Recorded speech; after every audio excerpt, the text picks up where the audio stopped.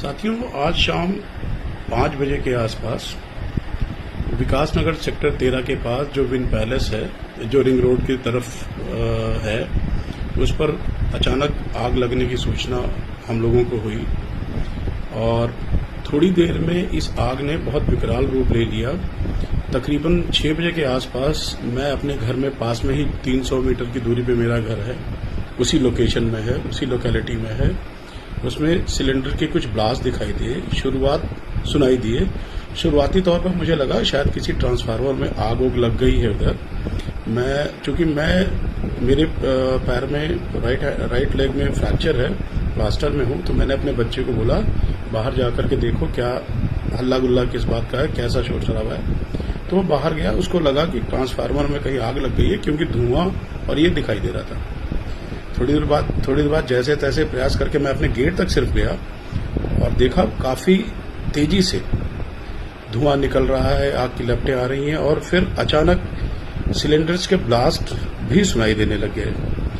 LPG cylinder झुग्गी, वहां पास झुग्गी बस्ती है जहां पे ये आग लगी बताई जा रही थी।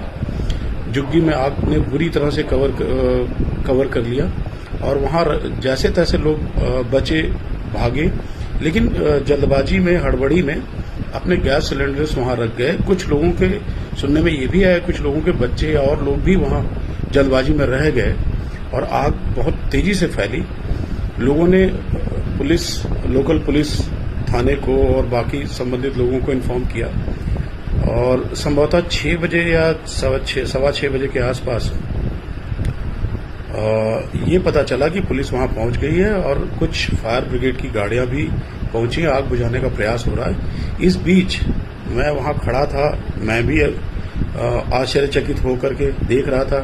जीवन में पहली बारी ऐसी आग की घटना मैंने देखी जो बामुश्किल आग की घटना से 300 मीटर की दूरी पे था। हम लोग कॉलोनी साइड पे थे। ये इंसिडेंस झुग्गी साइड यानी रिंग रोड की सर्विस लेन और उसके बाद नाले के बाद बसी बसावट झुग्गियों की वहां पे हुई थी। लगभग मैंने अपने कानों से एक के बाद एक और एक साथ करीब 20-25 सिलेंडर के धमाके सुने और मेरी बस्ती की तरफ यानी मेरी कॉलोनी की तरफ भी लोगों के अंदर दहशत थी।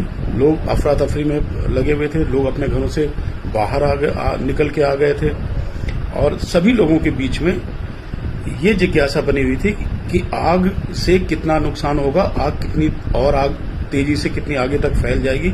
सब इस बात को लेकर चिंतित थे, परेशान थे। बहरहाल संतोष का विषय ये था कि इस घटना का माननीय मुख्यमंत्री बाबा योगी आदित्यनाथ जी ने भी संज्ञान लिया और तुरंत उन्होंने जुड़े हुए सभी लोगों को और आदरणीय डिप्टी सीएम ब्रजेश पाठक जी को भी मौके पे पहुंचकर सारी चीजों का जायजा लेने के लिए कहा और हर संभव मदद करने के लिए कहा। आदरणीय ब्रजेश पाठक जी, डिप्टी सीएम महोदय घटनास्थल पर पहुंचे। उस समय तक पुलिस प्रशासन का अमला सक्रिय हो चुका था। फायर ब्रिगेड की गाड़ियां लगातार आकर के आग बुझाने का प्रयास कर रही थी। फायर फाइटिंग टीम भी पूरी तन्मयता से लगी थी।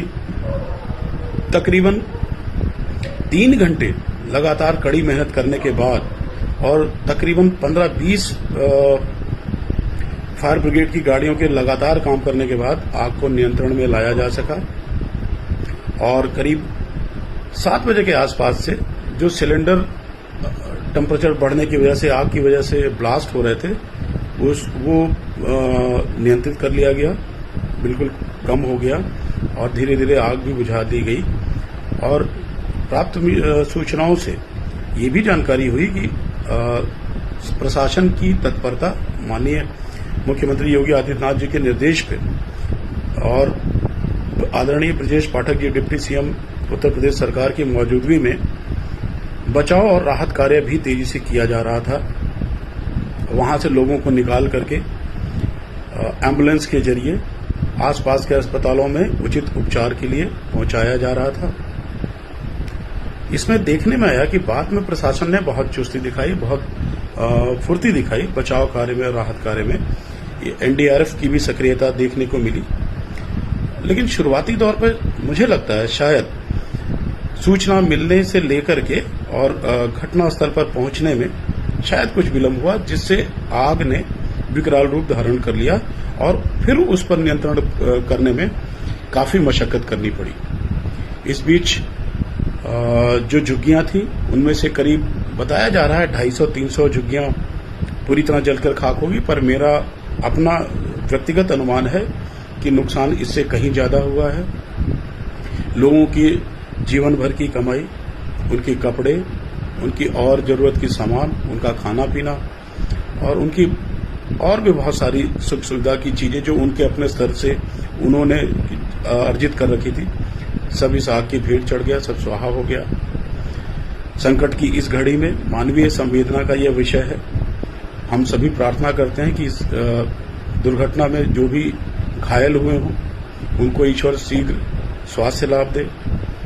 अभी तक फिलहाल कोई वेरीफाइड न्यूज नहीं है कि उसमें कोई कैजुअलिटी हुई या नहीं हुई। इन सब चीजों का पता बाद में चलेगा। फिलहाल प्रशासन की तरफ से मिनी स्टेडियम में इन सभी के लिए रहने की उचित व्यवस्था रैन बसेरा के स्तर पर की गई है, जहां रहने के लिए व्यवस्था दी जाएगी, खाने पीने की व्यवस्था दी जाएगी और पुलिस प्रशासन और इस कार्य में यहाँ की स्थानीय आरएसएस की शाखा और उनके लोग भी प्रशासन की व्यवस्था को सहयोग देने में मदद कर रहे हैं, सहयोग कर रहे हैं। तो हालांकि इस तरह की इंसिडेंट्स में, एक्सीडेंट्स में इंसान का बहुत ज्यादा नियंत्रण नहीं रह जाता, फिर भी इसमें जो specially trained fire fighting teams हैं और जो संबंधित लोग हैं इस चुनौती से पार पाने में बड़ा तत्परता के साथ कार्य करते हैं, बहुत अच्छा काम करते हैं। उनका भी जीवन जोखिम में रहता है, लेकिन चूंकि इसके लिए वो ट्रेंड होते हैं, ये उनका काम होता है, तो इस पे काबू करते हैं और ये बहुत प्रशंसा का विषय है, प्रशंसा की बात है। उन सभी का भी अभिनंदन होना चाहिए, उन सबकी तारीफ होनी चाहिए। और प्रशासन फिलहाल पूरी तन्मयता से चीजों को देख रहा है, राहत मुहैया कराने की कोशिश में लगा हुआ है और